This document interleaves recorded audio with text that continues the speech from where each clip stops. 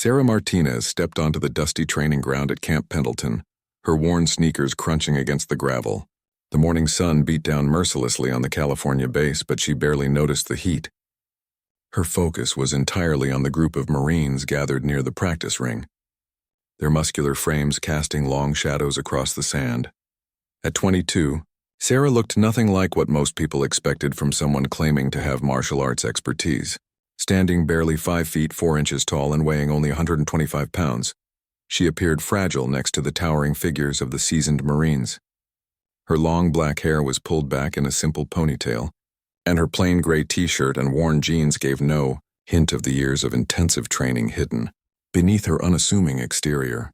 The invitation to demonstrate her skills at the military base had come through her former instructor, Master Chen, who had served as a combat trainer for Special Forces units. When the base commander heard about Sarah's background in multiple martial arts disciplines, he decided to organize an informal demonstration. What he didn't expect was the skeptical reception she would receive from his men.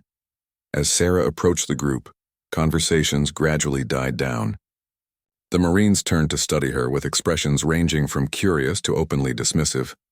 Sergeant Rodriguez, a barrel-chested man with arms like tree trunks, was the first to speak up. His voice carried across the training area with barely concealed amusement. "So you're telling me this little girl is supposed to teach us something about fighting?" he said, looking around at his fellow Marines for support. "I've been in combat zones for 8 years, and I've never seen anything this small take down anything bigger than a house cat." Laughter rippled through the group, and Sarah felt her cheeks flush with embarrassment. She had encountered this type of reaction before, but it never got easier. The assumptions people made based on her appearance had followed her throughout her martial arts journey. From her first day at the dojo when she was 12 years old to her black belt tests in 3 different disciplines, Corporal Jackson, a lanky man with a thick Southern accent, stepped forward with a grin. "Maybe she's here to show us some of those fancy movie moves," he drawled. "You know, the kind where people fly through the air and break wooden boards with their pinky fingers." The mockery continued as more Marines joined in, their voices growing louder and more confident. Private Wilson, barely older than Sarah herself, shook his head in disbelief. "I mean no disrespect, miss, but what could someone like you possibly teach us about real fighting? We train for actual combat situations where lives are on the line." Sarah stood silently in the center of the growing circle, her hands clasped behind her back. She had learned long ago that arguing with skeptics only made them more determined to prove their point. Instead, she focused on the breathing techniques Master Chen had taught her, allowing the insults and jokes to wash over her without taking root in her mind. The base commander, Colonel Williams, watched the scene unfold with growing discomfort. He had personally reviewed Sarah's credentials and knew about her tournament victories and teaching experience, but seeing his men's reaction made him question his decision to invite her. The last thing he wanted was for this demonstration to become a humiliating spectacle for either party. "Gentlemen," the colonel finally interrupted, his authoritative voice cutting through the laughter. "Ms. Martinez comes highly recommended by Master Chen, who has trained some of our most elite units. I think we should show her the respect she deserves and see what she has to offer." But the damage was already done. The Marines had made up their minds about what they expected from this demonstration, and their body language made it clear they were merely going through the motions out of respect for their commanding officer. Several continued to exchange knowing glances and barely suppressed smirks. Sarah could feel the weight of their collective judgment pressing down on her like a physical force. Every instinct told her to walk away, to avoid the inevitable embarrassment that seemed to await her. She thought about all the hours she had spent training, the sacrifices she had made, and the dedication that had earned her recognition in martial arts circles across the country. The irony wasn't lost on her that these same men who dismissed her so casually would likely struggle to match her flexibility, precision, or technical knowledge, but she also understood their perspective. In their world, size and strength often meant the difference between life and death, and her appearance suggested neither. As the Marines continued their casual conversation, making jokes at her expense, Sarah made a decision that would change everything. She stepped forward slightly, her voice calm but carrying enough authority to capture everyone's attention. "I understand your concerns," she said, her words measured and respectful. "Physical appearance can be deceiving, and I don't expect you to take my abilities on faith. If you're willing, I'd like to demonstrate some techniques that might challenge your assumptions about what makes an effective fighter. The training ground fell silent as 30 pairs of eyes focused on the small woman standing before them. The moment of truth had arrived, and everyone present seemed to sense that what happened next would either validate their skepticism or force them to reconsider everything they thought they knew about combat effectiveness. Colonel Williams stepped forward, sensing the tension in the air. The mockery had gone far enough, and he could see the determination in Sarah's eyes that reminded him of the most dedicated soldiers he had commanded. Despite his men's skepticism, he had done his homework on this young woman, and her credentials were nothing short of impressive. "All right, listen up," the colonel announced, his voice commanding immediate attention from every Marine present. "Ms. Martinez has agreed to demonstrate some techniques. I want volunteers for a controlled sparring session. Who's willing to step up?" The request was met with an eager show of hands. Nearly every Marine present raised their arm, confident in their ability to prove their point about size and strength. The grins on their faces suggested they viewed this as an opportunity for easy entertainment, rather than a legitimate learning experience. Sergeant Rodriguez was the first to volunteer, his massive frame casting a shadow over Sarah as he stepped into the makeshift ring. At 6 feet 3 inches and weighing nearly 240 pounds of solid muscle, he represented everything the Marines believed about combat effectiveness. His hands alone were larger than Sarah's head, and his reach advantage seemed almost comical. "I'll take it easy on you," Rodriguez said with what he probably thought was kindness. But his tone carried an unmistakable condescension. "Just try to show us whatever it is you think you can do, and I'll make sure nobody gets hurt." Sarah nodded politely, but those who knew her well would have recognized the subtle change in her posture. Her spine straightened almost imperceptibly, her weight shifted slightly onto the balls of her feet, and her breathing became deeper and more controlled. These were the unconscious preparations of someone who had spent years training their body to respond instantly to threat situations. The other Marines formed a loose circle around the pair, their conversations filled with predictions about how quickly this demonstration would end. Private Chen, the only Asian American in the unit, felt a twinge of sympathy for Sarah but kept his thoughts to himself. He had grown up hearing stories about martial arts masters from his grandmother, but even he struggled to believe that someone so small could pose any real challenge to Rodriguez. The key to effective combat isn't always about overpowering your opponent, Sarah explained to the gathered crowd, her voice carrying clearly across the training ground. Sometimes it's about understanding leverage, timing, and using your opponent's strength against them. Rodriguez chuckled, rolling his massive shoulders to loosen up. "That sounds real nice in theory, little lady. But when someone my size comes at you, all that fancy footwork isn't going to help much." Colonel Williams raised his hand to signal the beginning of the demonstration. He had established clear rules: controlled contact only, no strikes to the head or groin, and immediate cessation if he called for a stop. What he didn't anticipate was how quickly his carefully planned demonstration would spiral beyond anyone's expectations. Rodriguez approached, Sarah with the casual confidence of someone who had never lost a physical confrontation.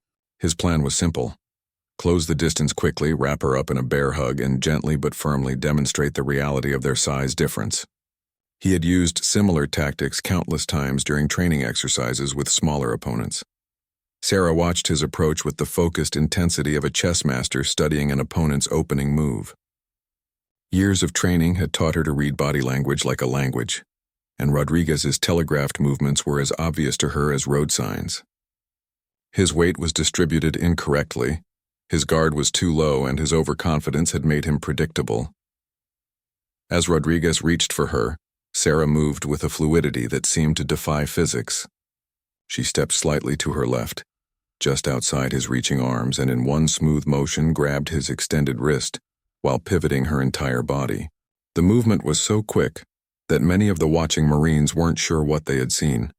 Rodriguez found himself suddenly off balance, his momentum carrying him forward while his arm was trapped in an unexpected position. Before he could adjust, Sarah had stepped behind him and applied a joint lock that sent shooting pain up his arm and forced him to his knees to avoid injury.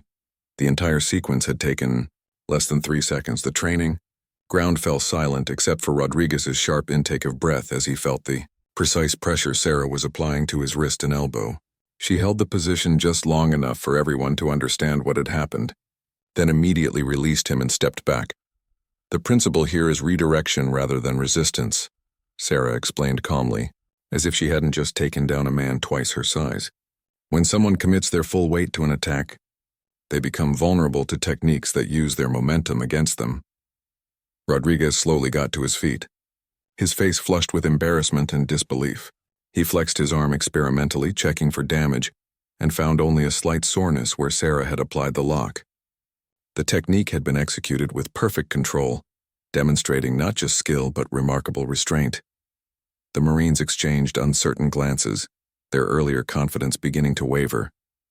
What they had just witnessed didn't fit into their understanding of how combat worked.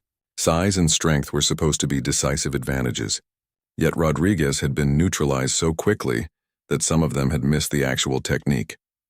Corporal Jackson stepped forward, his southern drawl now carrying a note of genuine curiosity rather than mockery. "That was unexpected," he admitted. "But Rodriguez wasn't really trying to hurt you. What happens when someone comes at you with real intent?"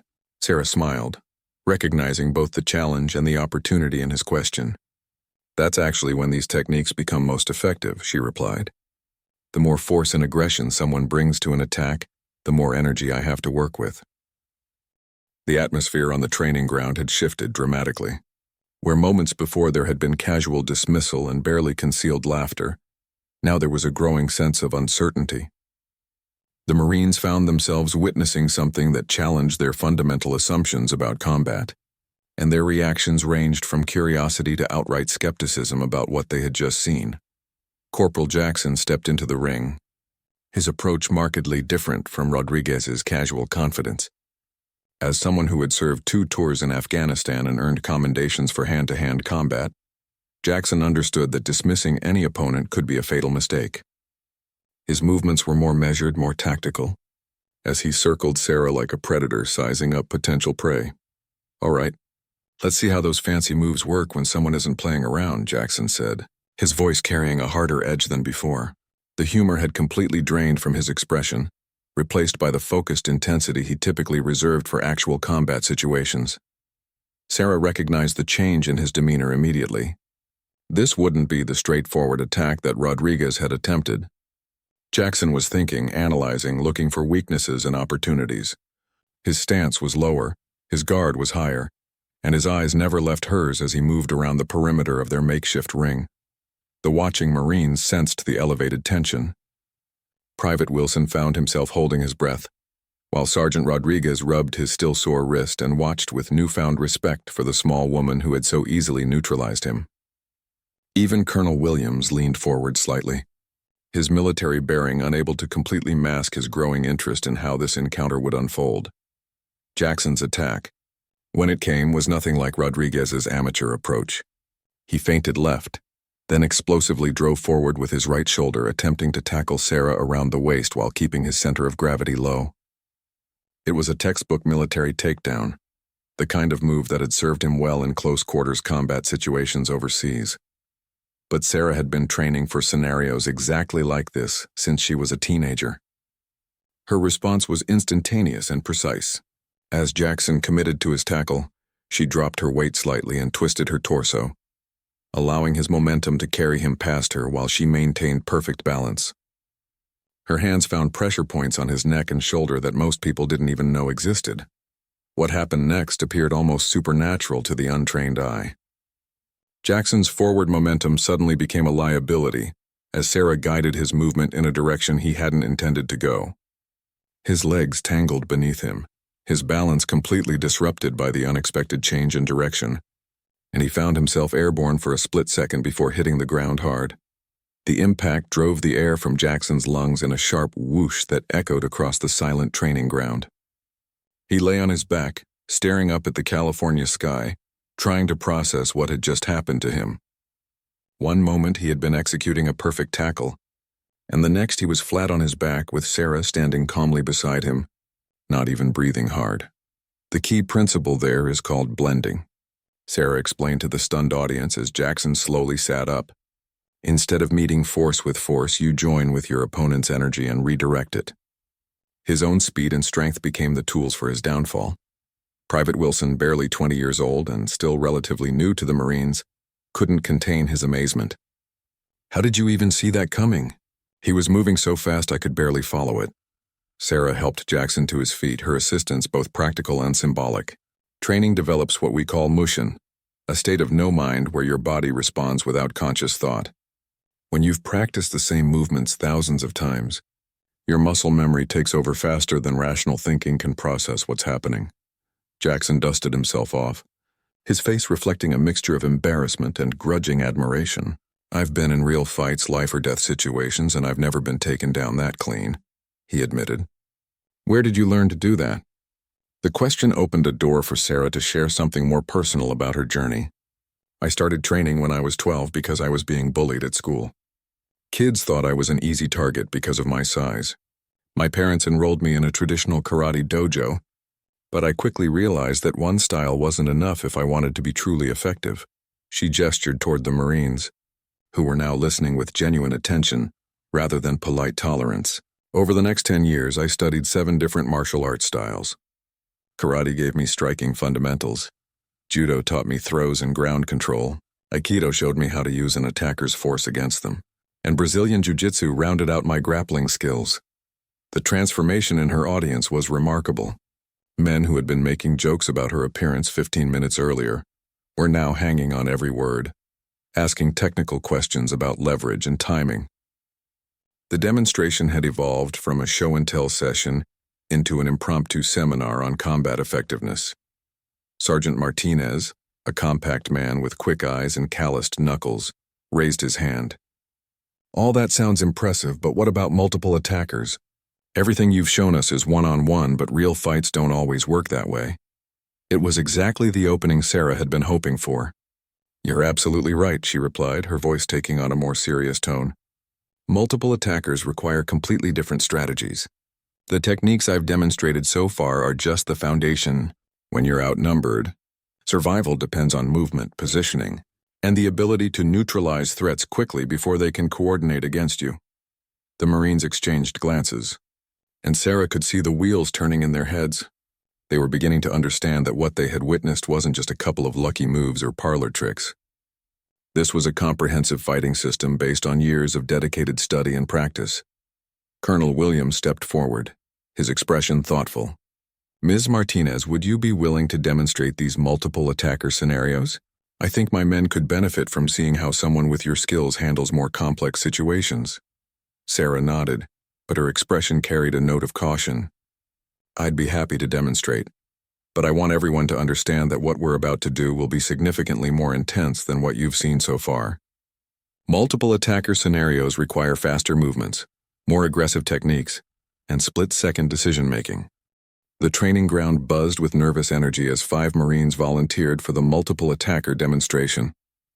What had started as entertainment at Sarah's expense had evolved into something none of them had anticipated. The casual mockery of 30 minutes earlier seemed like a distant memory as these seasoned combat veterans prepared to face someone who had already proven capable of surprising them. Colonel Williams established strict ground rules for the exercise. No strikes to vital areas, immediate cessation upon his command, and protective gear for all participants. Despite these precautions, an undercurrent of tension ran through the group as they realized they were about to engage in something far more serious than they had initially signed up for. The 5 volunteers formed a loose semicircle around Sarah, their positioning instinctively tactical, despite the controlled nature of the exercise. Sergeant Rodriguez stood directly in front of her, still nursing his wounded pride from their earlier encounter. To his left was Corporal Jackson, moving more cautiously now that he understood what Sarah was capable of. Private Wilson flanked her right side, his youth and inexperience evident in his slightly nervous stance. Completing the group were Sergeant Martinez and Lance Corporal Thompson, both veterans with extensive combat experience who approached this demonstration with the seriousness it deserved. Unlike their earlier dismissive attitudes, all 5 men now carried themselves with the focused intensity they would bring to an actual tactical situation. Sarah stood in the center of their formation, appearing almost impossibly small, surrounded by these trained warriors. but her posture radiated a calm confidence that seemed to fill the space around her. Her breathing was controlled and deep, her stance fluid yet grounded, and her eyes constantly moving to track the positions and movements of all 5 potential attackers. In a multiple attacker scenario, the key is never to be where your opponents expect you to be, Sarah explained to the watching crowd. Standing still means getting surrounded, which is almost always fatal. The strategy is constant movement, using one attacker as a shield against the others, and creating opportunities to eliminate threats one at a time. Colonel Williams raised his hand to signal the beginning of the exercise. The 5 Marines had agreed to attack in sequence rather than simultaneously, allowing Sarah to demonstrate specific techniques while maintaining reasonable safety margins. What none of them anticipated was how quickly the controlled demonstration would escalate beyond their carefully planned parameters. Rodriguez moved first, his approach more cautious than in their previous encounter. He had learned to respect Sarah's abilities, but his military training and masculine pride demanded that he press the attack with more intelligence and determination. His technique was sound, his movements calculated, and his guard properly maintained as he closed the distance between them. Sarah's response was immediate and devastating. Instead of waiting for Rodriguez to reach her, she exploded forward to meet his attack, closing the distance faster than he had anticipated. Her movement was so sudden and unexpected that Rodriguez had no time to adjust his strategy before finding himself caught in a complex throw that sent him tumbling across the training ground. But Sarah didn't stop to admire her work. Before Rodriguez had even hit the ground, she was already moving toward Jackson, who had begun his own attack the moment she engaged his partner. Her transition from the throw to her next technique was seamless, like watching a dancer move from one choreographed sequence to another. Jackson attempted to grab her from behind, thinking he could use his size advantage to restrain her while his teammates regrouped. Instead, he found himself on the receiving end of an elbow strike to his solar plexus that folded him in half, followed by a sweep that put him on the ground beside Rodriguez. The speed and efficiency of Sarah's movements had completely disrupted the Marines' careful planning. What was supposed to be a controlled demonstration of technique had become something resembling actual combat, with Sarah moving through her opponents like water flowing around obstacles. Private Wilson hesitated for a crucial second, uncertain whether to continue the exercise now that 2 of his fellow Marines were on the ground. That moment of indecision cost him dearly as Sarah pivoted toward him, her movement so fluid it seemed like she had anticipated his attack before he had even committed to it. The technique she used on Wilson was a perfect example of using minimal force for maximum effect. A simple redirect of his momentum combined with a pressure point strike to his neck put him down without causing serious injury. But the psychological impact on the watching Marines was enormous. Sergeant Martinez and Lance Corporal Thompson found themselves facing Sarah alone, their 3 teammates groaning on the ground behind her. The careful spacing and tactical positioning they had planned was completely disrupted, and they were forced to adapt to a situation that bore no resemblance to their original strategy. "This is what I meant about movement and positioning," Sarah called out to the watching crowd, never taking her eyes off the 2 remaining Marines. "By staying mobile and using their own positioning against them, I've turned a 5-on-1 disadvantage into a series of 1-on-1 encounters." Martinez and Thompson exchanged a quick glance, their military training taking over as they attempted to coordinate their final attack. They moved simultaneously from opposite directions, hoping to catch Sarah between them and end the demonstration before she could embarrass them as thoroughly as she had their teammates. Sarah had been waiting for exactly this moment. As the 2 Marines converged on her position, she dropped into a low crouch and spun in a complete circle, her legs sweeping out in a motion that caught both men completely off guard. The technique was called a tornado sweep in some martial arts schools, and Sarah had perfected it through years of practice against multiple opponents. Both Marines found their legs tangled with hers as her sweep disrupted their balance simultaneously. Martinez went down hard, his feet completely taken out from under him, while Thompson managed to stay upright but stumbled backward, momentarily vulnerable. Sarah flowed out of her sweep directly into a standing position behind Thompson, where a quick application of a sleeper hold rendered him unconscious for just long enough to demonstrate her point. She lowered him gently to the ground as Martinez struggled to regain his footing. Completing the demonstration, With all 5 Marines neutralized in less than 2 minutes, the training ground fell, completely silent except for the heavy breathing of the defeated Marines and the soft sound of desert wind across the base. What the assembled crowd had just witnessed defied everything they thought they understood about combat, size, strength, and tactical advantage. The aftermath of the demonstration was unlike anything anyone present had experienced. 5 highly trained Marines lay scattered across the training ground, each one trying to process what had just happened to them. The silence stretched for nearly a full minute as both participants and observers struggled to comprehend the reality of what they had witnessed. Sergeant Rodriguez was the first to speak, his voice carrying a mixture of awe and disbelief. "I've been in combat for 8 years, he said slowly, pushing himself up to a sitting position. "I've fought insurgents, trained with special forces, and thought I understood what real fighting looked like. But what just happened? I've never seen anything like that." Lance Corporal Thompson rubbed his neck where Sarah had applied the sleeper hold, his expression thoughtful rather than embarrassed. "The scary part is how controlled it all was," he observed. "She could have seriously hurt any of us at multiple points. But every technique was precise enough to neutralize without causing real damage." Colonel Williams stepped forward, his military bearing unable to completely mask his amazement. As a career officer who had witnessed countless training exercises in real combat situations, he understood the implications of what Sarah had demonstrated better than most.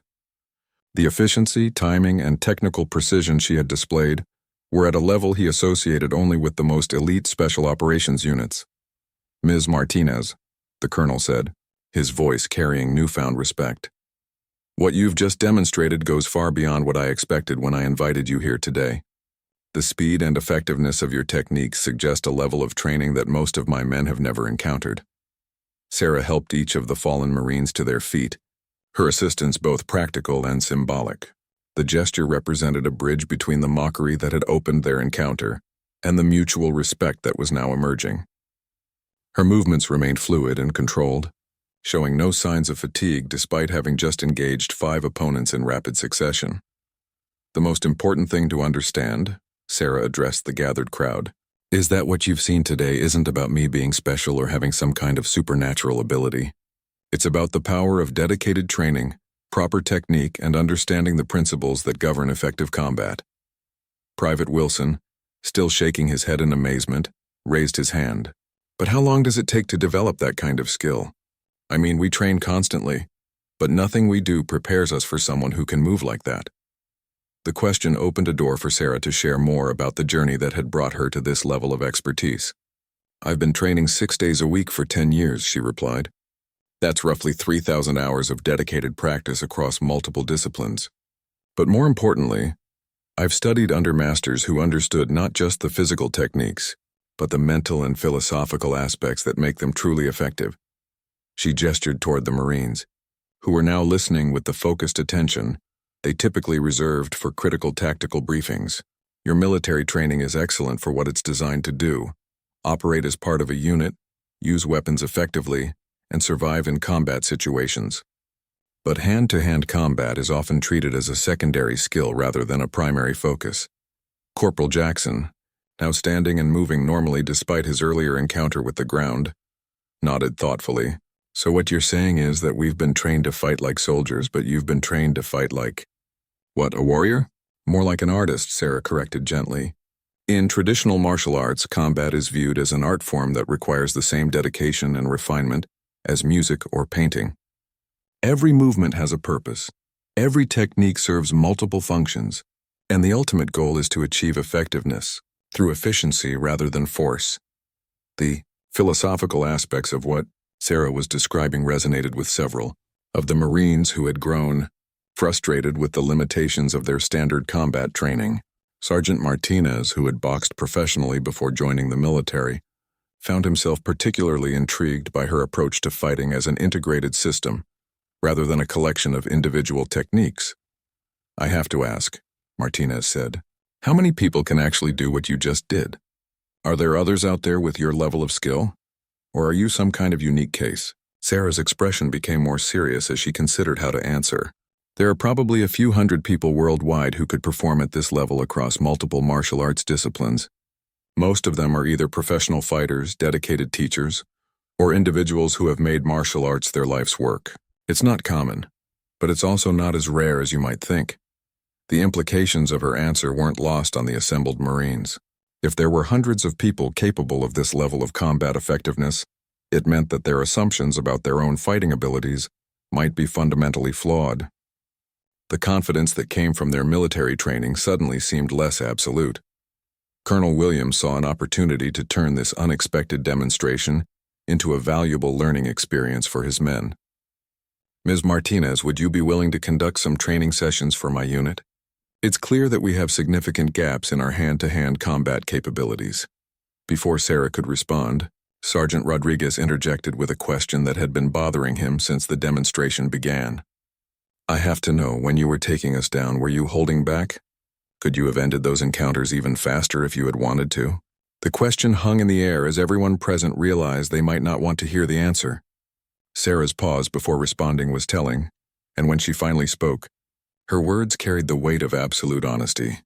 In a real life-or-death situation, without the constraints of this controlled demonstration, each of those encounters would have lasted less than 5 seconds, she said quietly.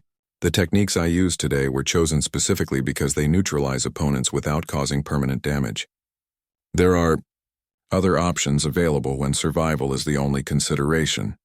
The sobering reality of her statement settled over the group like a cold blanket. These Marines, who prided themselves on being among the most dangerous individuals on the planet, had just learned that they might not be as formidable as they had believed. The young woman who had seemed so unimposing when she first arrived was revealing herself to be something far more dangerous than any of them had imagined. 3 months after the demonstration at Camp Pendleton, the story had become legendary throughout the Marine Corps. Word of the small woman who had single-handedly defeated 5 Marines in combat spread through military bases across the country, growing in the telling until Sarah Martinez had achieved almost mythical status among the ranks. The immediate aftermath of that day had been transformative for everyone involved. Colonel Williams had immediately arranged for Sarah to conduct a series of training seminars for his unit, and the response had been overwhelming. Marines who had initially dismissed her were now among her most dedicated students, practicing the techniques she taught with the same intensity they brought to weapons training. Sergeant Rodriguez had become perhaps Sarah's most unlikely advocate. The man who had openly mocked her skills was now studying Aikido at a civilian dojo near the base, spending his off-duty hours learning the principles of redirection and minimal force that had so thoroughly defeated him. His transformation from skeptic to student had influenced many of his fellow Marines to reconsider their own assumptions about combat effectiveness. "She taught me that everything I thought I knew about fighting was incomplete," Rodriguez explained to a group of new recruits who had heard about the legendary demonstration. "Size and strength matter, but technique and timing matter more. When someone has both skill and the element of surprise, physical advantages become meaningless." The training program Sarah had developed for the Marines incorporated elements from multiple martial arts disciplines, adapted specifically for military applications. Her approach focused on practical techniques that could be learned relatively quickly, while building the foundation for more advanced skills over time. The results had been remarkable, with the unit showing significant improvement in hand-to-hand combat assessments. But perhaps the most significant change had been in the Marines' mindset about underestimating opponents. The lesson Sarah had taught them extended far beyond martial arts techniques to encompass a fundamental shift in how they evaluated threats and prepared for unknown situations. The assumption that appearance accurately reflected capability had been permanently shattered. Corporal Jackson, who had been promoted to sergeant in the months following the demonstration, found himself applying Sarah's teachings in ways that extended beyond physical combat. "She showed us that preconceptions are dangerous," he reflected. "Whether you're sizing up an enemy combatant or working with local civilians in a deployment zone, making assumptions based on appearance can get you killed." The story had also reached the highest levels of military command, with several generals requesting briefings on the training techniques Sarah had demonstrated. Her approach to combat efficiency was being studied as a potential enhancement to standard military training protocols, and she had been invited to demonstrate her skills at facilities across the country. For Sarah herself, the experience at Camp Pendleton had been both validating and humbling. The initial mockery had stung, but the transformation she witnessed in the Marines afterward had reminded her why she had dedicated her life to martial arts in the first place. The opportunity to share knowledge and change perspectives was worth more than any championship trophy or teaching certificate. That day taught me as much as it taught them, Sarah reflected during a later interview. I learned that even the most skeptical students can become dedicated practitioners when they see undeniable evidence of what's possible. The Marines' willingness to admit they were wrong and commit to learning something new showed incredible character. The ripple effects of the demonstration continued to spread throughout the military community.